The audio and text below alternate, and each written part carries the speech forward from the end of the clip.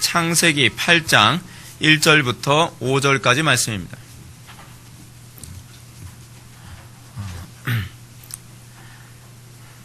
찾으셨으면 제가 봉독하겠습니다. 하나님이 노아와 그와 함께 방주에 있는 모든 들짐승과 가축을 기억하사 하나님이 바람을 땅 위에 불게 하심에 물이 줄어들었고 기품의 샘과 하늘의 창문이 닫히고 하늘에서 비가 그침에 물이 땅에서 물러가고 점점 물러가서 150일 후에 줄어들고 일곱째 달 곧 그달 11의 날에 방주가 아라랏산에 머물렀으며 물이 점점 줄어들어 열째 달 곧 그달 초하룻 날에 산들의 봉우리가 보였더라. 아멘. 이 시간은 창세기 49번째 강의가 되었습니다. 기억하시는 하나님이라는 제목으로 하나님 말씀 증거하도록 하겠습니다. 기억하시는 하나님. 시편 42편을 보면 시편의 기자는 고라자손입니다. 시편의 기자는 여호와 하나님께 다음같이 하소연합니다. 탄원합니다. 내 반석이신 하나님께 말하기를 어찌하여 나를 잊으셨나이까? 내가 어찌하여 원수의 압제로 인하여 슬프게 다니나이까 하리로다. 그래서 시편 기자는 굉장히 어려운 상황에 처해 있는 것 같습니다. 아무리 인내하며 기도해도 하나님이 듣지 않으시는 것 같습니다. 아무리 애통해하며 하나님께 부르짖어도 하나님이 나를 기억하지 못하시는 것 같습니다. 나는 괴로워서 미칠 지경인데, 나는 인내의 한계에 도달했는데 하나님께서는 내가 고통받고 있는지, 내가 어려움에 처해 있는지, 또 내 탄식에 귀를 기울이고 있는지 하나님은 반응하지 않습니다. 그는 이 상태에서 그 답답함을 이 시편의 말씀을 통해서 토로하고 있습니다. 그 다음 구절은 시편 기자의 답답한 심정을 더욱 잘 묘사해 줍니다. 내 뼈를 찌르는 칼같이 내 대적이 나를 비방하여 늘 말하기를 내 하나님이 어디 있느냐 하도다. 그래서 시편 기자는 이제 자기가 고통받는 것을 떠나서 이제는 자기가 하나님께 부르짖고 매달리고 기도하고 있음에도 불구하고 대적들이 하나님이 도우시는 것을 아무것도 안 보여주니까 하나님을 대적들이 비방하고 있는 것에 관해서 탄식하며 지금 얘기하고 있습니다. 너희 하나님이 살아계신다면, 너희 하나님이 전능자라면 좀 뭐하고 있는데 내가 너를 조롱해도 널 도와주진 않잖아? 내가 너를 괴롭혀도 하나님이 널 도와주지 않잖아? 시편 기자는 이것 때문에 오히려 더 스트레스 받고 이것 때문에 더 탄식하며 이것 때문에 하나님께 더 간절하게 애달프게 매달리고 있습니다. 마치 하나님께서 말도 못하시고 듣지도 못하는 우상처럼 취급받는 것은 더 견딜 수 없는 것이지요. 그러나 다음 구절은 이러한 탄식이 시편 기자가 믿음이 없기 때문에 했던 탄식이 아니라는 것을 잘 보여줍니다. 시편 기자는 이렇게 얘기합니다. 내 영혼아 내가 어찌하여 낭망하며 어찌하여 내 속에서 불안하여 하는고 너는 하나님을 바라라. 나는 내 얼굴을 도우시는 내 하나님을 오히려 찬송하리로다. 그래서 시편 기자는 자기 스스로에게 뭐라고 말합니까? 내 영혼아 내가 어찌하여 낭망하고 내가 어찌하여 속에서 불안해하고 있느냐. 이 말의 의미가 무엇입니까? 그것은 하나님의 존재와 또는 속성과 선하심과 신실함에 대한 확고부동한 믿음이 있는 자가 낭망하고 불안해하는 것은 별로 바람직하지 않다라고 얘기하는 겁니다. 내 눈에 하나님이 당장 도우시는 것 같지 않는다 해서 하나님이 안 계신다라고 얘기하지 마라. 내가 지금 현재 억울함 가운데 하나님이 돕지 않으신다고 해서 하나님에 대한 너의 믿음이 흔들려서는 안 된다라고 얘기합니다. 그러면서 시편 기자가 뭐라고 얘기합니까? 너는 하나님을 바라라. 하나님을 바라라. 이거 NIV 성경에서 어떻게 번역을 했냐 하면 Put your hope이라고 번역했습니다. 뭐라고 이해할 수 있죠? 하나님께 너의 소망을 두라. 여러분 굉장히 와닿는 표현 아닙니까? 하나님께 너의 소망을 두라. 그게 바로 하나님을 바라라. 그런 얘기입니다. 나는 내 얼굴을 도우시는 내 하나님을 오히려 찬송하리로다. 하나님께만 소망을 둘 때 우리가 정말 하나님을 끝까지 찬송할 수 있으리라고 시편 기자는 얘기하고 있습니다. 하나님은 결코 그를 버리지 않으시고 하나님께서는 결코 하나님께만 소망을 두는 백성을 잊지 않으시고 하나님께서는 하나님께만 소망을 두는 그 백성을 결코 외면하지 않을 것이므로 낙심하지 말아라. 탄식하지 말아라. 그리고 하나님께만 소망을 두고 하나님을 찬양하라 라고 지금 얘기하고 있는 것입니다. 제가 왜 시편 42편의 말씀으로 오늘 본문을 시작하고 있는지 아십니까? 오늘 본문의 이 말씀에 대한 이 부분은 노아의 심령과 너무나 흡사하기 때문에 그렇습니다. 오늘 본문 1절 말씀 보겠습니다. 1절 말씀 다 같이 읽겠습니다. 시작. 하나님이 노아와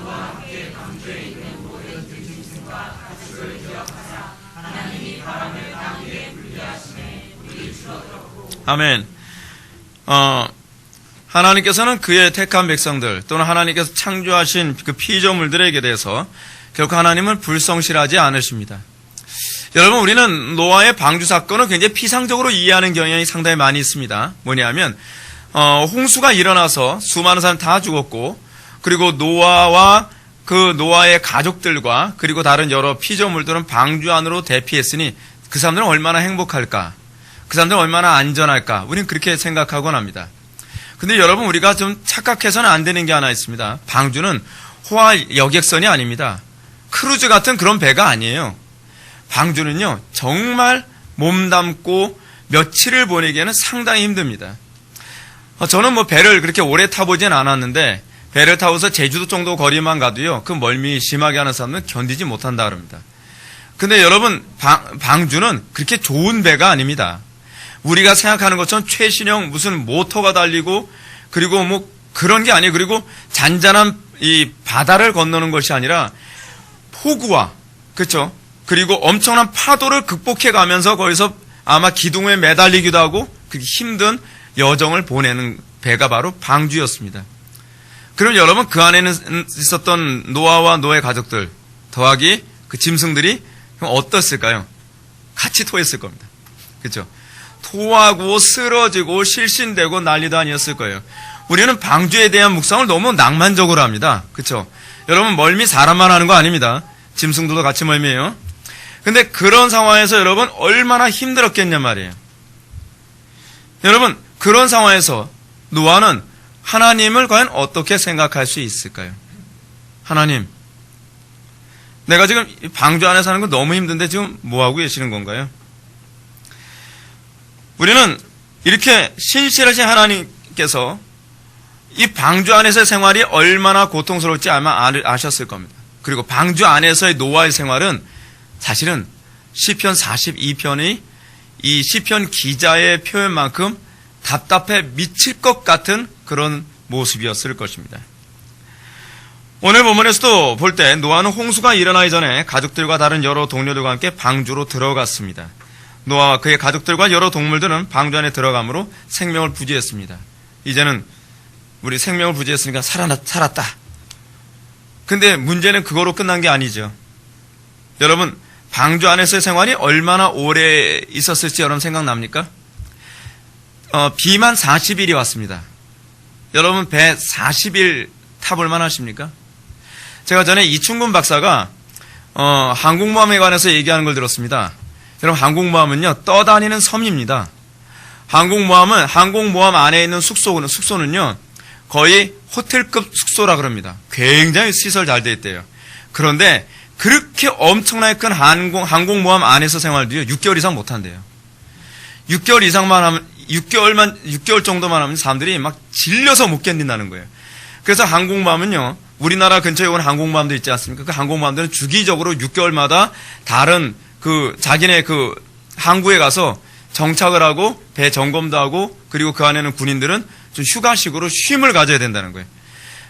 아무리 시설이 잘 돼 있어도 큰 배 안에서조차도 6개월 이상이 사람이 못 버틴대요. 그게 얼마나 힘든지 여러분 아시겠죠? 그럼 노아는 얼마나 그 방주 생활했을까요? 그 방주에서 비가 오는 기간만 40일입니다. 비가 오는 기간만 40일. 그리고 주야로 비가 오면서 그 후에 150일 동안 물이 불어나고 막 줄어들기 시작했대요. 그럼 여러분, 이거 개월수로 따지면 몇 개월인지 아세요? 거의 7개월 정도 돼요. 6개월이 넘어요. 그 항공모함 아니에요, 여러분. 거의 호화 여객선도 아니에요. 그 짐승들, 냄새나는 짐승들하고 같이 그 방주 안에서 얼마나 보냈다고요? 인간의 인내의 한계력을 뛰어넘을 정도의 오랜 세월을 방주 안에서 생활했을 것입니다. 날수로 따지면 한 190일 이상. 지긋지긋한 거예요. 지긋지긋한 거. 이렇게 볼 때 노아와 그의 가족들과 동물들은 거의 7개월 동안 어땠을까요? 깜깜하다 했죠. 방주 안은요. 방주 안은 하도 깜깜해서 창문이 뭐 하나밖에 없어요? 위에 딱 하나 있는 것밖에 그게 전부라 했잖아요. 깜깜하죠. 그리고 음식도 안 좋죠. 냄새나죠. 그리고 짐승들하고 같이 탔죠. 최악의 조건은 다 갖춘 것이 바로 노아의 방주입니다. 우리 방주 너무 쉽게 생각하죠. 방주 안에 들어갔으니까 행복했겠다. 이건 상상력이 부족해서 나오는 소치고요. 사실은 방주 안에서의 삶은 고생을 각오해야 되는 삶이었습니다. 여러분, 이렇게 비가 멈출 줄도 모르고 언제 물이 감하여서 이제 방주 밖으로 나갈 것인가 생각했을 때 그 사람들은 갑갑해서 이제 질식 지경까지 갔을 것입니다. 반년 넘게 방주 안에만 머물러 있는 거예요. 방주 넘게. 아마도 우리가 생각하는 것보다는 그 공포와 이 배 안에서의 힘든 생활은 우리가 상상하는 걸 훨씬 뛰어넘을 것입니다. 굉장히 힘든 생활을 노아는 생활했을 거예요. 그래서 제가 그러잖아요. 제가 노아가 아닌 게 다행이라고요. 노아로 태어났으면 얼마나 힘들었을까요? 예. 노아가 300년 동안 그 못 볼 걸 보면서 괴로운데 또 120년 동안 하나님께서 심판하신다고 120년 동안 뭐예요? 또 방주 짓고 뭐하고 멸시천대 받으면서 120년 생활했어요. 그래서 홍수가 나서 잠깐 우린 살았다 방주에 들어갔는데 그 기간에서도 이제 자그마치 190일 동안 뭐예요? 방주 생활해야 돼요. 방주 생활. 그래서 여러분, 노아가 방주 안에서 생활이 얼마나 끔찍했을지를 칼빈이 이렇게 표현하고 있습니다. 저가 이렇게 살아남아서 목숨을 연장하게 된 것은 나머지 인간들보다 더 비참한 고통을 당하게 하시려고 하신 것이 아닐까 하고 생각했을지도 모른다. 그쵸? 방주 안에서의 삶? 아예 밖에서 그때 물에 빠져서 죽은 사람들이 더 행복하겠다. 괜히 방주 타가지고 이 190일 동안 이거 언제 물 그칠지도 모르고 지긋지긋하고 숨이 콱콱 막히는 그런 삶. 근데 이 심정이 바로 시편 42편의 고라자손이 시편 내용이에요. 참 묘하지 않습니까? 그게 이 땅에서 하나님 백성들이 사는 일관성 있는 모습이에요.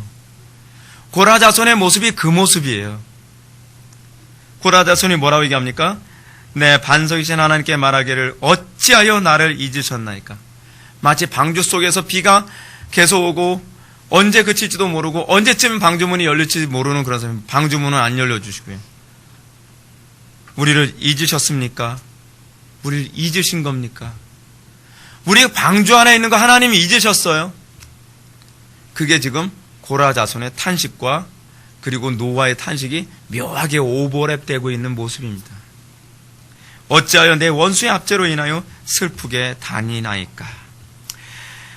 이렇게 한도 끝도 없이 방주 속에서 수개월 동안 막막하게 떠다니는 가운데 오늘 본문은 하나님이 노아와 그와 함께 방주에 있는 모든 들짐승과 육축을 기억하셨더라 라고 얘기하고 있습니다. 굉장히 큰 위안이죠. 굉장히 큰 위안이에요. 여기서 기억하셨다라는 말은요, 노아가 하나님께 막 매달리니까 그때 잠깐 내가 잊고 있었다. 너 방주 안에 있었지? 그러고 있었다는 얘기가 아니에요. 이 히브리어는요 지속형이에요. 너 그때나 지금이나 나 항상 너 잊은 적이 없다라는 표현이에요. 항상 나는 너를 기억하고 있고 내 시선이 너에게서 떠나가 본 적이 없다라는 표현이 바로 기억하셨더라라고 하는 히브리어입니다.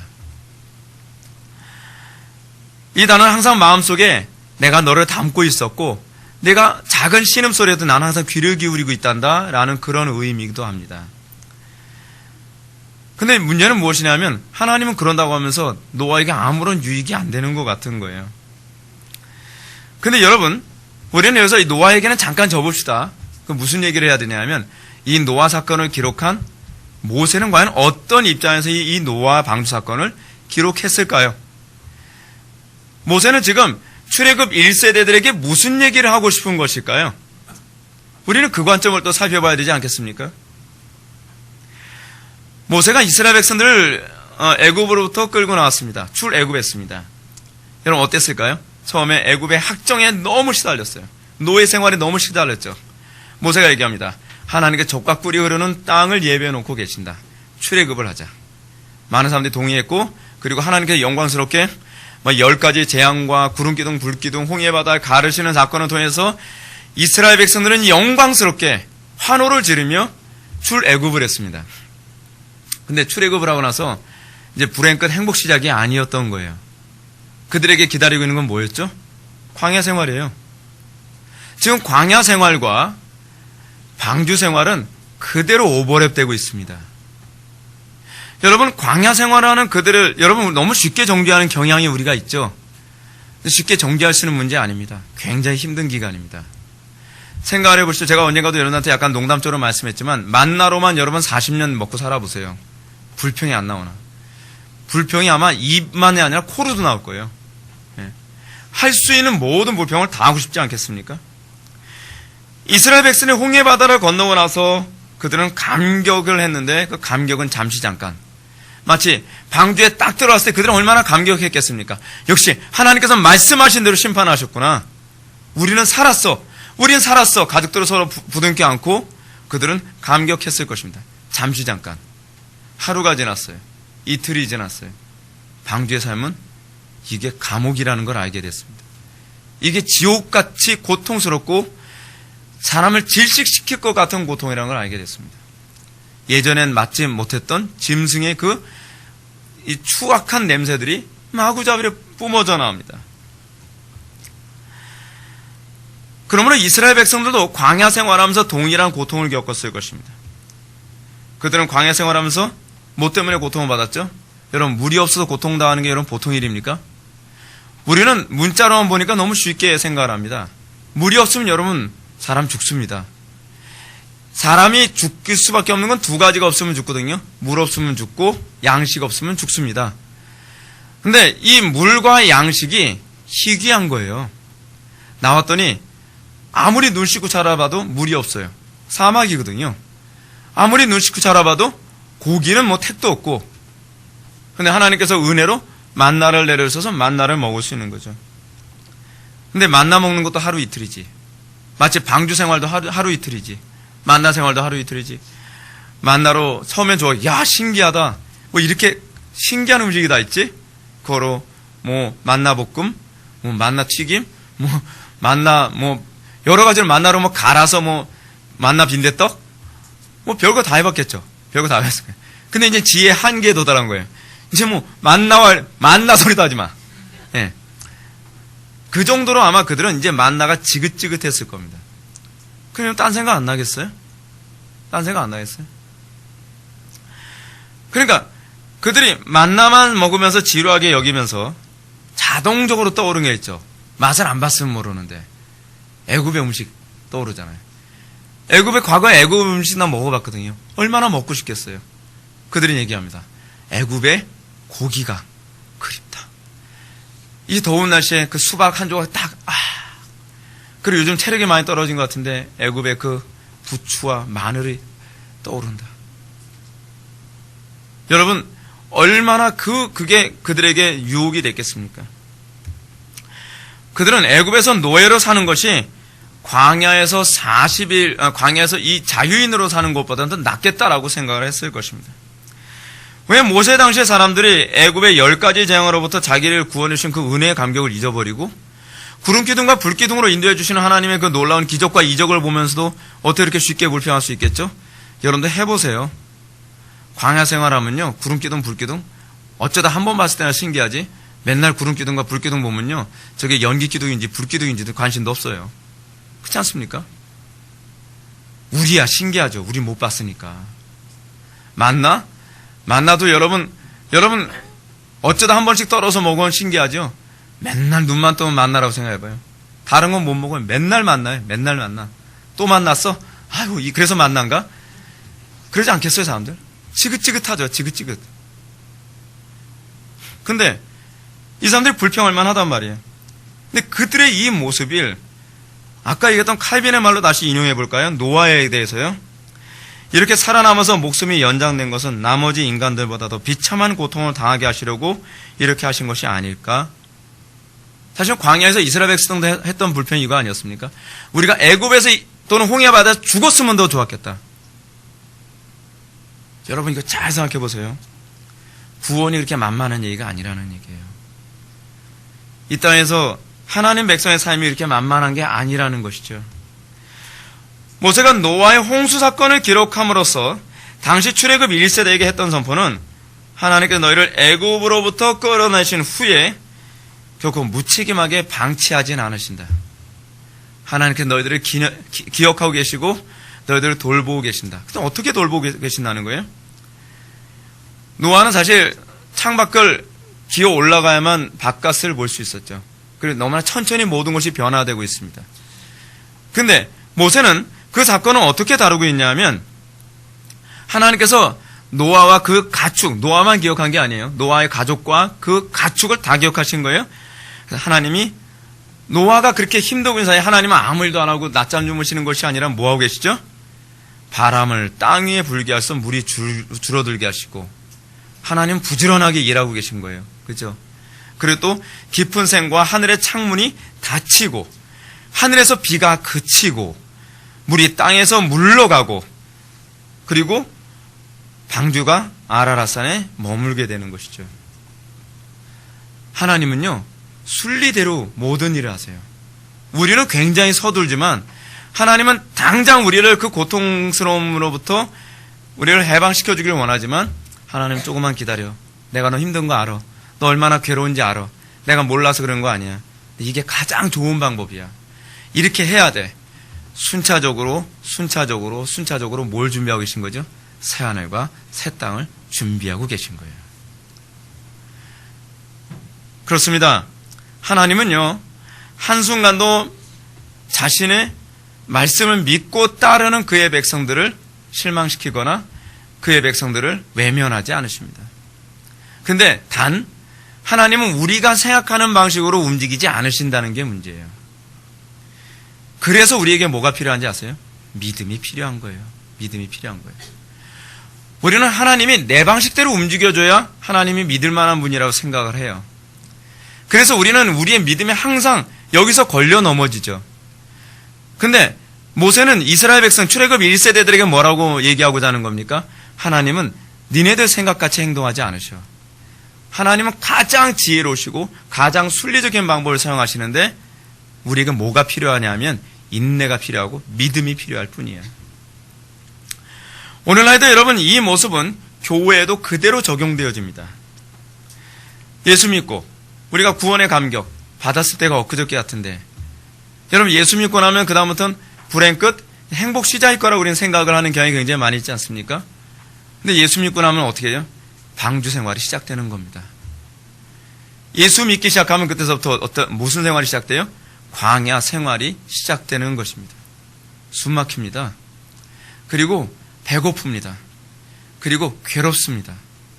질식할 것 같습니다. 시편 기자 10편 42편의 고라자손의 그 표현은 지금 오늘날 그 교회들이 이 땅에서 구원을 받고 하나님의 백성으로 살아가는 삶의 모습이 그다지 만만치 않다는 것을 잘 얘기해주고 있습니다. 우리는 하나님의 백성으로서의 삶을 사는 것은 뭐라고 생각하죠? 예수 믿고 예수 믿으면 복 받아야지. 예수 믿으면 좋은 집에서 살아야 되고 예수 믿으면 성공해야 되고 예수 믿으면 행복하게 살아 남부럽지 않게 살아야 되는 거 아니야? 너 왜 이렇게 가난하게 살아?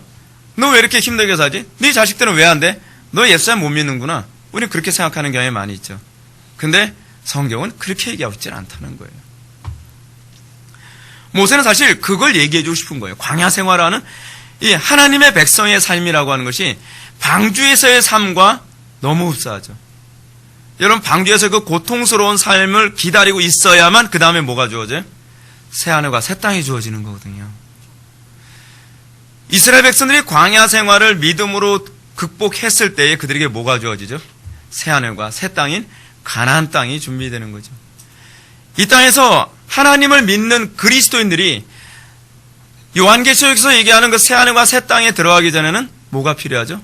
그래서 그 광야와 같은 방주 생활과 같은 그 인내와 믿음을 통해서 그 나라에 들어가며 그때 비로소 환호를 우리가 외치게 되는 것입니다. 우리는 신앙생활을 너무 잘못 이해하고 있는 경향이 많이 있죠. 참된 신앙이란 무엇인가? 참된 신앙생활이란 무엇인가? 참된 성도의 삶이라고 하는 것은 무엇인가? 그것은 어떤 면에서는요, 언제 끝날지도 모르는 괴로움을 인내하며 사는 세상입니다.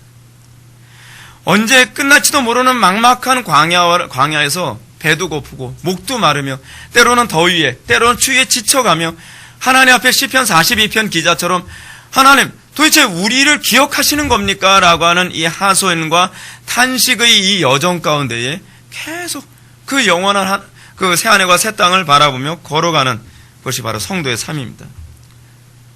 방주로 생각한다면 어둡고 사방이 막히고 짐승들 소리만 들리는 질식할 것과 같은 그 방주 속에서 하루하루를 살아가며 하나님 우리 잊으신 거 아니십니까? 하나님 우리가 지금 고통받는 거 알고 계십니까? 우리의 신음소리에 좀 귀라도 기울이시는 겁니까? 그것이 성도의 삶이에요. 그것이 이 땅에서의 삶이에요. 그리고 이 땅에서 우리의 신앙의 선배들은 그 삶의 연속선상에 있었어요. 우리라고 통뼈가 아니거든요. 우리라고 그들과 다르지 않거든요. 시간이 지속되면 지속될수록 우리는 과거의 불신자로서 죄된 삶을 자꾸 돌아가고 싶죠. 아, 내가 예수라도 안 믿었으면 과거엔 참 자유로웠는데, 그렇죠?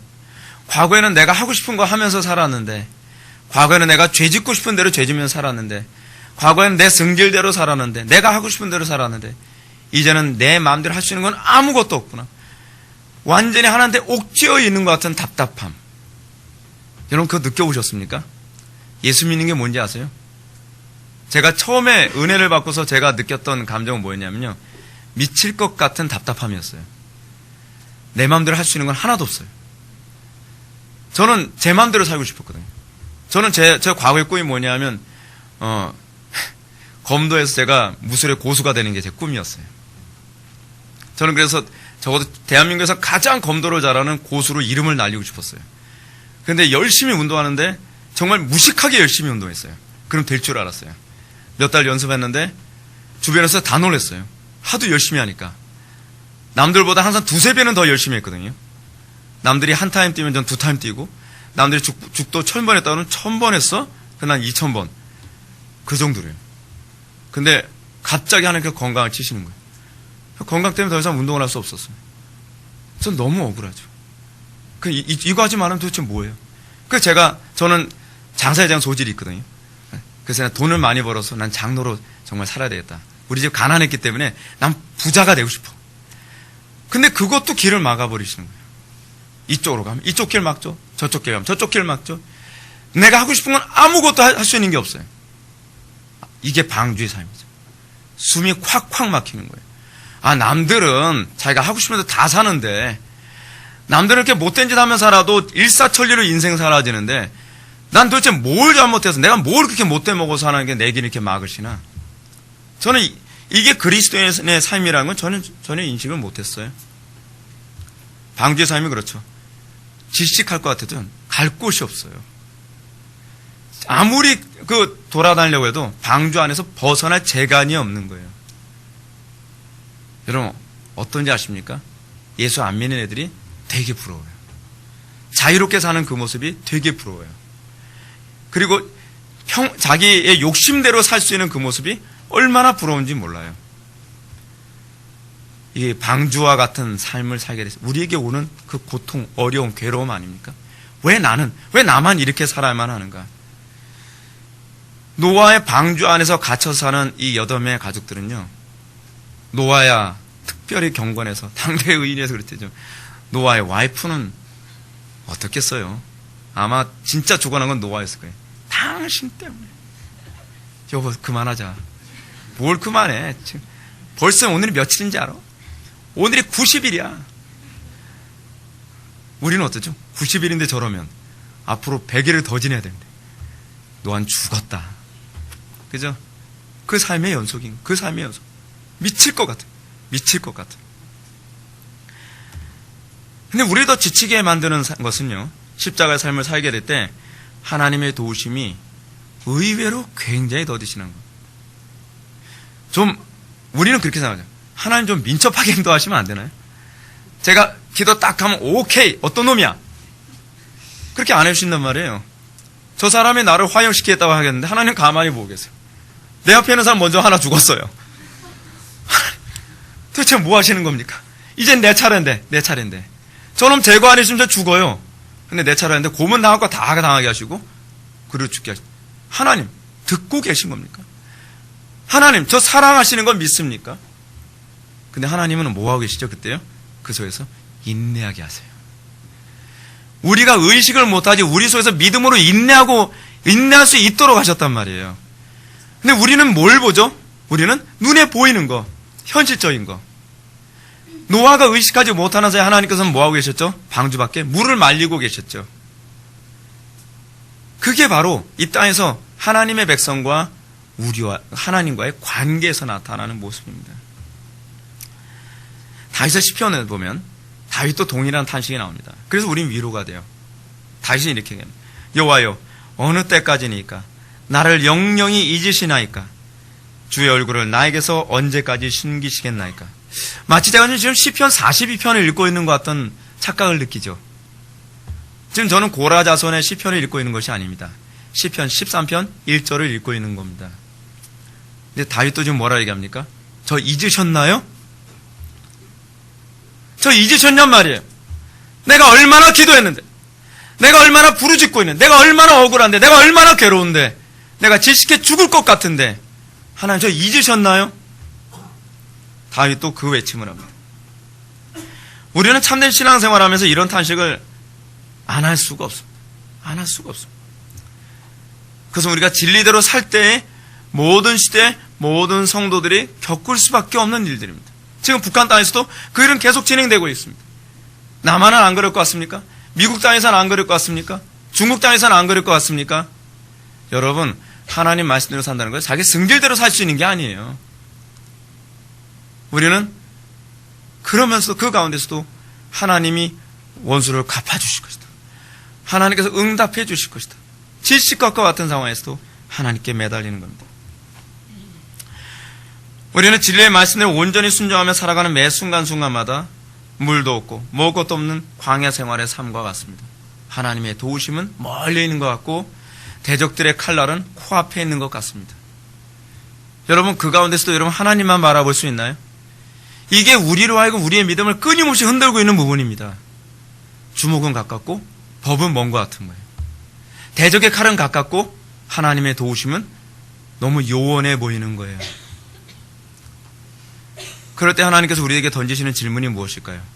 그래도 너 나 신뢰할 수 있어?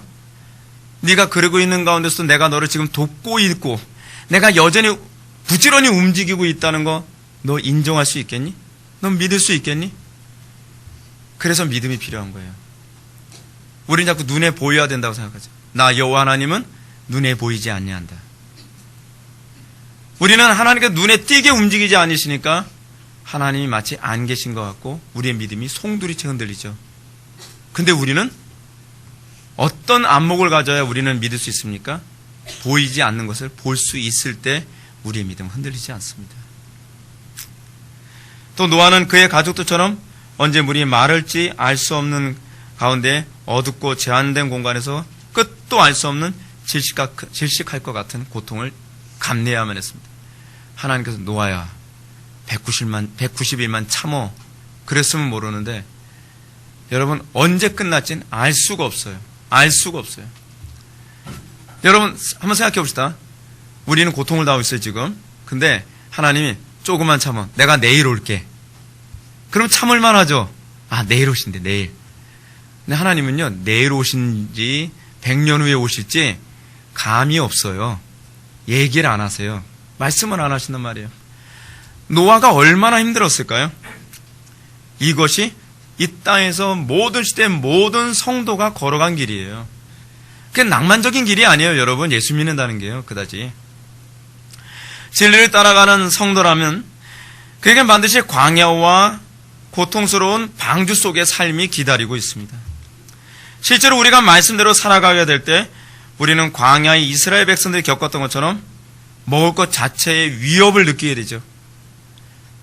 여러분 요한계시록에서 뭐라고 얘기합니까? 666 표에 관해서 뭐예요? 매매하는 것, 사고 파는 것을 금하게 하리라. 생존의 위협을 주는 거죠. 광야 같은 이 땅에 살아가면서 우리가 하나님의 말씀대로 살아갈 때 손해 감수해야 되고 억울함 감수해야 되고 그리고 먹고 사는 것조차도 감수해야 되고 행복도 때로는 포기해야 될 때가 얼마나 많냔 말이에요. 그게 방주 안에서의 삶이에요. 그것이 광야 같은 이 땅에서의 삶이란 말이죠. 때로는 물 한 모금도 마실 수 없는 것 같은 상황. 불신자들이 즐기는 것처럼 애굽의 고기와 마늘이 부럽게 느껴지기도 하는 생활. 그럼 북한에서 여러분 예수 믿는다는 것 때문에 고통받는 사람들 어떤지 아세요? 한쪽에서는 막 이 예수 믿는 사람들은 고통받고 있어요. 고문을 당하고 있단 말이에요. 고문하고 있는 그 옆에서 뭐하고 있는지 아세요? 지네들끼리 맛있는 거 먹고 있어요. 배고프지 자식아. 예수 부인해. 그 예수가 뭐길래 자식아 그렇게 살아? 너 예수 부인하게 하면 이거 준다니까니. 예수 부인하라. 어떻겠습니까 여러분? 그것이요. 물 마시고 싶네? 예수 부인해보라. 이게 성도의 삶입니다. 너무 괴롭지 않습니까? 그래서 요한계시록에서 뭐라고 얘기합니까? 성도들의 눈에 눈물을 씻겨주신다는 거예요. 예수님이 오셔서. 이것 때문에 여러분 광야에서 많은 사람들이 하나님의 징계를 받게 됩니다. 여러분 혹시라도 광야에서 모세를 향해 불평을 하던 이스라엘 백성들처럼 어차피 우리가 여호와가 우리를 그 땅으로 인도하여 칼에 망하게 하려는고 우리 처자가 사로잡히리니 애굽으로 돌아가는 것이 낫지 아니하랴. 그렇지 않습니까? 애굽으로 돌아가면 이런 위협은 안 받는데 내가 불신으로 돌아가면 내가 이런 위협은 안 받는데 내가 왜 굳이 사서 이런 위협을 감수하고 내가 굳이 내가 이것 때문에 사람들한테 미움을 받으며 살아가고 내가 굳이 예수 믿는다는 것 때문에 내가 손해봐가면서 살아가야만 하나? 그렇잖아요. 우리가 애굽 사람을 섬기는 것이 광야에서 죽는 것보다 낫겠도다. 이것이 이 땅에서 끊임없이 그리스도인들에게 오는 미혹이고 도전 아닙니까? 여러분이 만약 이렇게 반응하게 된다면 여러분들은 비록 애굽에서 나오거나 방주에 승선하는 데는 성공했을지 모릅니다. 그러나 여러분들은 새하늘과 새 땅은 구경할 생각은 말아야 될 것입니다. 히브리서 기자가 성경에 일렀을 때 오늘날 너희가 그의 음성을 듣거든 노하심을 격동할 때와 같이 너희 마음을 강팍케 하지 말라. 듣고 경록케 하던 자가 누구뇨? 모세를 조차 애굽에서 나온 모든 이가 아니냐. 또 하나님이 40년 동안 누구에게 노하셨느냐? 범죄하여 그 시체가 광야에 엎드러진 자에게가 아니냐. 그렇지 않습니까? 여러분 이 방주를 교회라고 생각해 봅시다. 여러분 어떻습니까? 답답하지 않습니까? 여러분 교회가 여러분들 해달라는 거 해주는 것이 교회가 아니거든요. 교회는 끊임없이 하나님의 말씀을 가지고 여러분 회개하라 그러고 자기 부인하라고 하고 그리고 끊임없이 십자가 지라고 하고 끊임없이 옛적 삶을 살지 말라고 하고 세상과 구별된 삶을 살라고 얘기하고 이것도 하지 마라 저것도 하지 마라. 여러분 교회의 삶은요 방주의 삶이에요. 그래서요 우리가 타락한 본성을 포기하지 않으면 우리가 성령으로 거듭나지 않는다고 한다면 내가 진정으로 그리스도를 기뻐하지 않는다고 한다면 하나님의 말씀대로 살아가는 건요 숨이 막히는 삶이에요. 얼마나 숨 막힙니까? 나는 안 믿는 애들처럼 야하게 입고 다니고 싶은데 그것도 하지 마라. 피어싱을 귀와 코에다 사방에다 뚫었어요. 우리는 왜 그런 거 할 어떤 자유가 없는 거죠? 우린 좀 죄지면 안 돼요? 우린 좀 불법 저지르면 안 됩니까? 남들 다 하는 건데? 그래서 여러분 교회 삶이라는 건요 숨 막히는 삶이에요. 그래서 여러분 안 믿는 사람들이 교회에 와서 뭐라면 숨 막혀서 어떻게 이렇게 예수 믿냐 그러잖아요. 근데 그게 예수 믿는 거거든요. 그게 예수 믿는 거예요. 자유롭게 사는 게 예수 믿는 게 아니에요. 교회 안에 뭐 세상을 그대로 가지고 들어와서 세상과 똑같이 살도록 만들어주되 천국을 보장해준다. 여러분 성경은 그게 교회라고 얘기한 적이 없어요. 성경은요 끊임없이 자기 부인을 얘기해요. 끊임없이 십자가를 지라고 얘기했어요. 끊임없이 네 자신을 포기하라고 얘기했어요. 나는 뭐 이렇게 살고 싶어서 막 속에서 막 불이 끓어오르는데 나는 세상적인 욕정에 끌려 살고 싶은데 무조건 하지 마라. 하지 마라. 하지 마라. 어떻습니까, 여러분?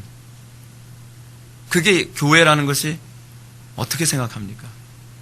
그게 광야의 생활인데, 그것이 방주의 생활인데, 우리는 그러지 않고 새하늘과 새 땅 안에 들어갈 수 있을 거라고 얘기하는 그 가르침에 너무나 귀가 솔깃하죠.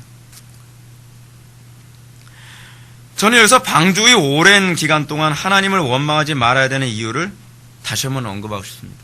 왜죠? 방주에서 노아와 그의 가족들이 고통받고 있는 가운데 하나님은 낮잠 주무시고 계신 것이 아니었다는 거예요. 하나님은 우리가 생각하지 못하는 영역, 또는 우리가 느끼지 못하는 영역, 우리가 보지 못하는 그 영역에서 부지런히 우리를 위해서 일하고 계시는 것입니다. 방주 안에 있는 그 가족들과 짐승들이 힘들고 어려울까봐 하나님께서는 굉장히 빠른 방식으로 물을 말리고 계셨던 것이죠. 우리가 고통받고 있는 그때에 하나님이 침묵하고 계신다고 해서 하나님이 아무 일도 안 하고 계실까요?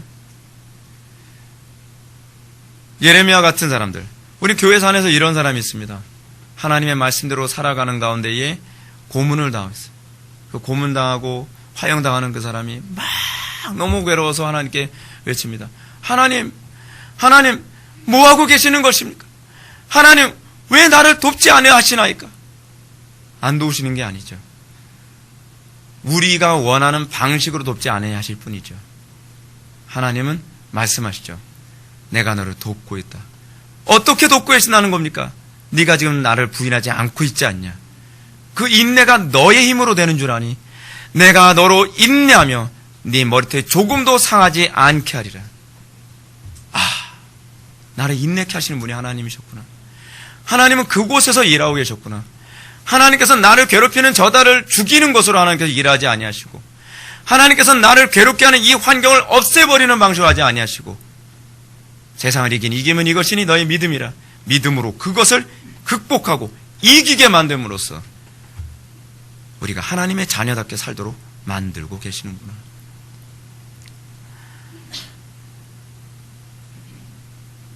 여러분, 참된 성도가 세상으로 나가지 않고 소망을 품게 되는 것은 무엇입니까? 오늘 보면 1절에 언급하고 있는 것처럼 하나님은 결코 노아와 그의 가족들에게 무관심하거나 무책임하지 않으셨기 때문입니다. 우리가 여러분 이 땅에서 끝까지 믿음 지킬 수 있는 건요, 여러분들의 지혜 때문이 아닙니다. 여러분들의 인격 때문이 아닙니다. 여러분들의 탁월함 때문이 아닙니다. 딱 하나, 하나님이 여러분들을 기억하고 계신 거예요. 하나님이 여러분들을 인내할 수 있게 해주시는 거예요. 하나님이 여러분들 하여금 믿을 수 없는 상황에서 믿을 수 있게 해주시는 거예요. 그것이 하나님께서 일하시는 방식이라니까요. 우리가 생각하는 하나님은 어떤 하나님이십니까? 제가 어렸을 때 꿈꿨던 하나님은 그 램프를 딱 비벼주면 내가 원하는 대로 일을 척척 들어주시는 그런 하나님일 거라고 저는 생각을 했어요. 저는 하나님 원망 되게 많이 했었습니다. 참 너무하시네. 전능하시다면서 왜 이거 하나 못 해주셔? 하나님의 전능하심이 그게 아니고 하나님의 하나님 되심이 그게 아니라는 걸 깨닫는 데는 시간이 많이 걸렸죠.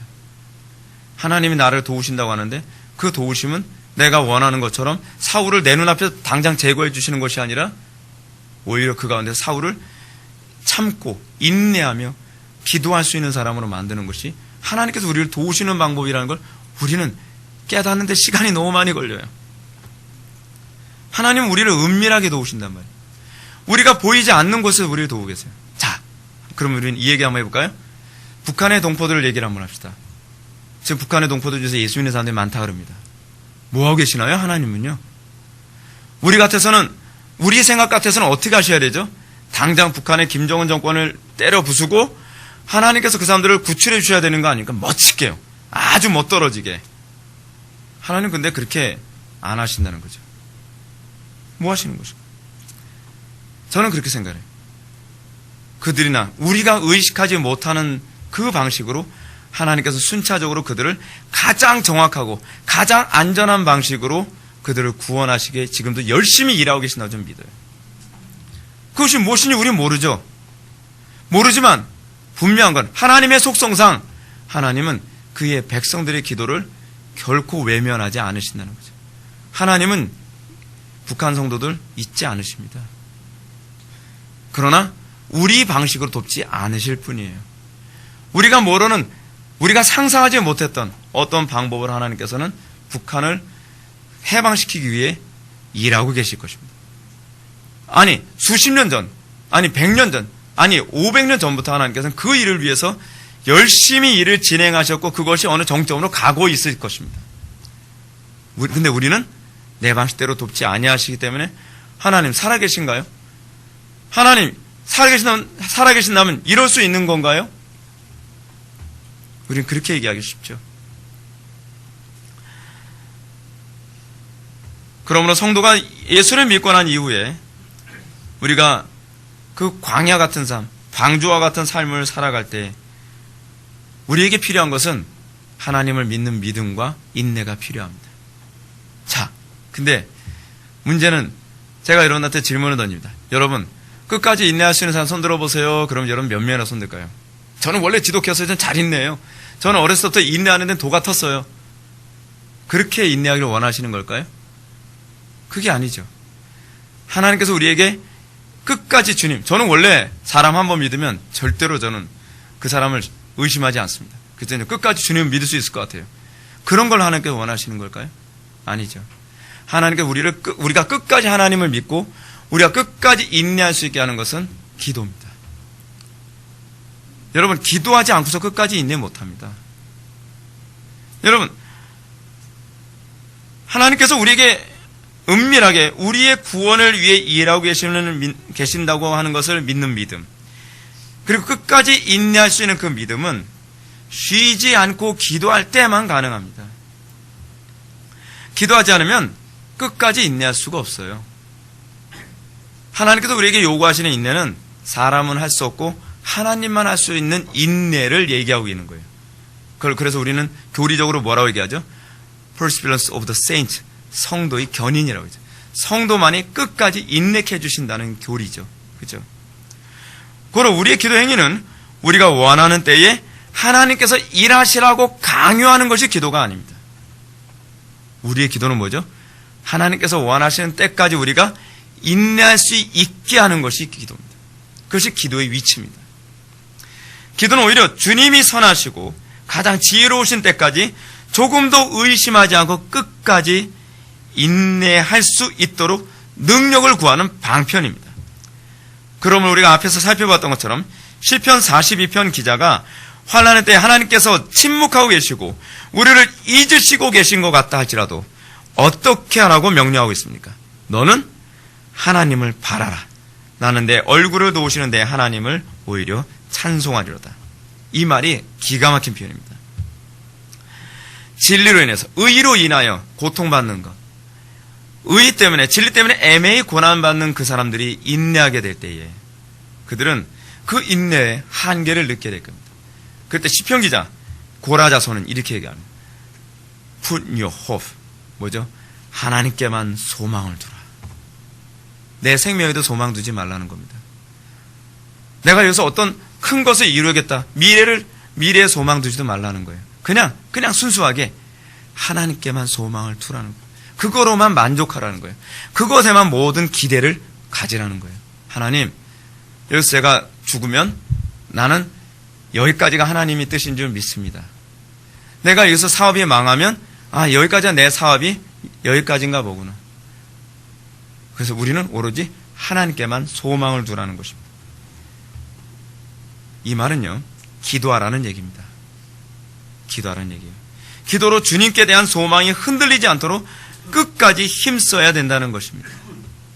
그러면 결국 우리 얼굴을 도우시는 하나님, 내 하나님을 오히려 찬송하게 될 날이 올 것이라고 이 시편 기자는 우리에게 얘기해 주고 있는 것입니다. 사랑하는 성도 여러분, 성도는 이 땅에서 광야와 같은 삶을 피할 수 없는 존재입니다. 존 버넨의 철로 역정에서 얘기하는 것처럼 이 땅에서의 삶은 이렇게 평탄하거나 수월하거나 재미있다거나 행복하다거나 그렇지 않으면 우리의 욕구를 다 채워가며 꿈과 성공을 달성시키는 그런 인생이 되는 것은 아닙니다. 이 땅에서 우리는 우리의 유일한 소망인 영원한 하나님만 바라보며 순례의 길을 걸어가는 것입니다. 순례의 길을 걸어갈 때 그리고 하나님께만 소망을 둘 때, put your hope, 하나님께만 온전히 소망을 둘 때 우리는 이 땅의 미련을 포기할 수 있습니다. 뭐 실패하면 좀 어때? 망하면 좀 어때? 뭐 죽으면 뭐 영원한 천국이 나한테 준비됐을 텐데 뭐. 그죠? 그럴 때 우리는 비로소 하나님을 찬송할 수 있게 됩니다. 근데 문제는 뭐냐면 하나님께 소망을 두고 있다고 하면서도 하나님 그래도 명예는, 하나님 그래도 저 돈은, 하나님 그래도 저 부귀, 저 행복, 저 즐거움, 저 안락함, 저거는, 이것 때문에 우리는 하나님을 찬양하지 못하는 겁니다. 그냥 하나님께만 소망을 두고 그걸 위해서 하나님께 간절히 기도합니다. 하나님, 세상의 것, 방주 밖의 것 내가 기대하지 않게 해주세요. 애굽 다시 기대하지 않게 해주세요. 그냥 하나님만 바라볼 수 있게 해주세요. 그럴 때 우리가 광야 같은 세상을 인내할 수 있습니다. 애굽의 음식이 여전히 떠오르는데 여러분 어떻게 광야에서 인내할 수 있겠습니까? 방주 밖에서의 그 안락한 삶을 자꾸 떠올리면 어떻게 우리가 방주에서 그 질식할 것 같은 삶을 인내할 수 있겠습니까? 당장이라도 가슴이 터져 나올 것 같죠? 당장이라도 그냥 여기서 죽여주세요 하나님, 그러고 싶지 않겠습니까? 근데 하나님에게만 소망을 둘 때 주님 나 이거 없어도 되고요, 저거 없어도 되고요, 다 좋아요, 하나님만 있으면 됩니다. 그럴 때 우리는 비로소 고라 자손처럼 내 얼굴을 도우시는 내 하나님을 오히려 찬송하리로다 라고 멋들어진 인생을 살 수 있게 될 것입니다. 기도하십시오. 쉬지 말고 기도하십시오. 인내할 수 있게 기도하십시오. 하나님의 때까지 인내할 수 있게 기도하십시오. 하나님께서는 여러분들을 지금도 계속 도우시고 그 도우심이 열매가 언제 드러날지 모르나 우리는 그분을 믿어야만 합니다. 그분은 우리에게 그 틀림없이 우리를 도우시는 그 열매를 보여주실 것입니다. 기도하시겠습니다. 사랑이 많으신 하나님 아버지, 우리가 오늘 이 시간 고라 자손의 시편과 그리고 노아의 방주의 생활을 같이 연결해서 이 땅에서 성도의 삶, 이 땅에서 교회의 삶이 얼마나 많은 인내가 필요하고 얼마나 하나님만 믿는 믿음이 필요한지를 다시 한번 살펴보았습니다. 우리가 하나님께만 소망을 두게 하여 주옵소서. 우리가 쉬지 않고 기도하며 우리가 그 주님의 인내에 참여할 수 있게 하여 주옵소서. 그리함으로 우리 입에서 불평이 아니라 원망이 아니라 주님을 찬양함으로 이 땅의 인생을 승리하게 하여 주옵소서. 예수님의 거룩하신 이름으로 기도 올려옵나이다.